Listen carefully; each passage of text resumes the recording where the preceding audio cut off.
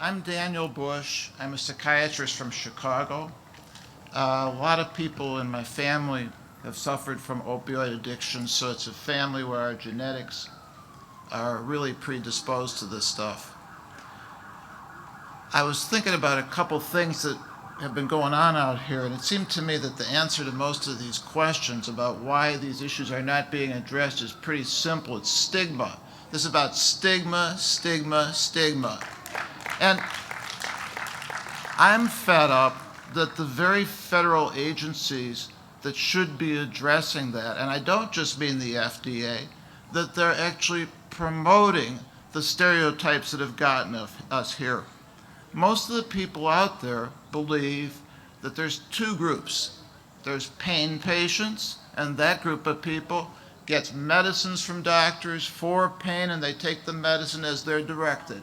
And then the other group is drug abusers, which means people who get diverted opioids and they take them to get high.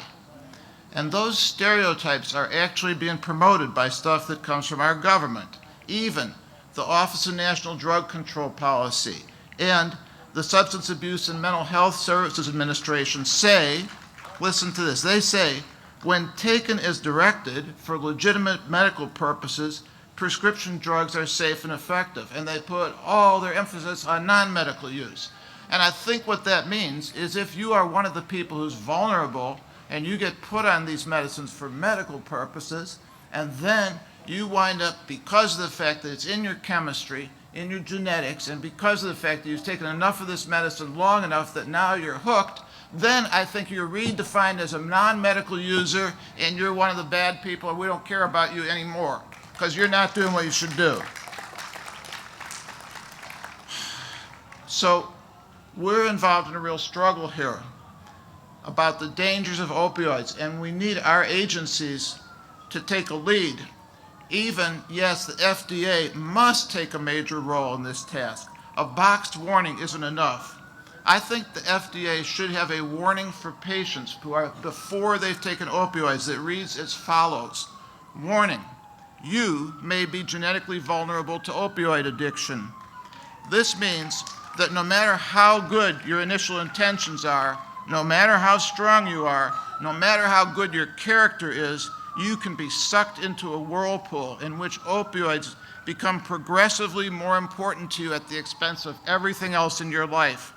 The fact that your doctor is prescribing this medicine for you does not make you safe. The fact that you're taking this medicine for pain does not make you safe. The degree of vulnerability to addiction varies, but in general, the longer you take this medicine and the higher the dose you take, the more likely you are to become addicted. That would be the truth. The statement should conclude, make sure you understand this risk. Make sure before you start this medicine that you and your doctor have a plan to keep you on prescription opioids for the shortest possible time. That's the kind of leadership we would need from the FDA.